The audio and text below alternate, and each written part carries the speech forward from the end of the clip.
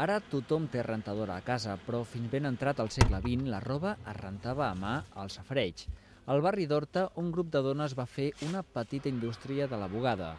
La majoria es concentraven al carrer Aiguafreda, on encara podem trobar a la Conxita o a la Montse. Dones que van veure com les seves mares o les àvies netejaven la roba bruta de tota la ciutat. La majoria es dedicaven a rentar roba, la roba de l'Eixample, de les famílies Bien, no?, que s'entenia com gent de l'Eixample, i aquí portaven la roba, la rentaven, la solejaven i la tornaven a baixar cap al centre, cap a l'Eixample, amb carros i cavalls. Això era al segle XVIII i les bugaderes van fer una veritable revolució industrial femenina. Van arribar a ser 400 dones que es distribuïen la neteja, la planxa o l'emmidonat de la roba. I la gràcia és que aquí, bugaderes que van aconseguir clients, van crear feina per dones del barri i això van arribar a haver-hi de l'ordre de 80 empreses de bugaderia.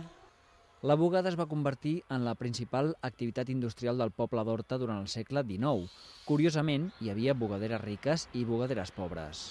Què vol dir riques? Vol dir que la indústria la tenen dins de casa.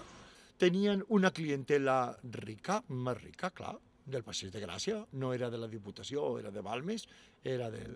I a més, elles havien d'anar a recollir la roba o portar la roba als seus clients, als seus senyors, vestides d'una altra manera. Aquests dies, la Biblioteca de Can Mariner acull una exposició sobre les bugaderes, on s'exposen els estris que feien servir per netejar la roba. La seva activitat es va mantenir fins als anys de la Guerra Civil. No és que arribi la guerra, sinó que arriba la rentadora.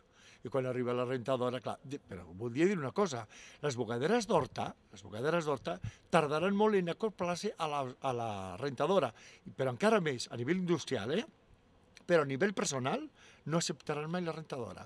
I encara avui dones com la Conxita utilitzen de tant en tant l'antic safareig i l'aigua del pou per fer la bugada.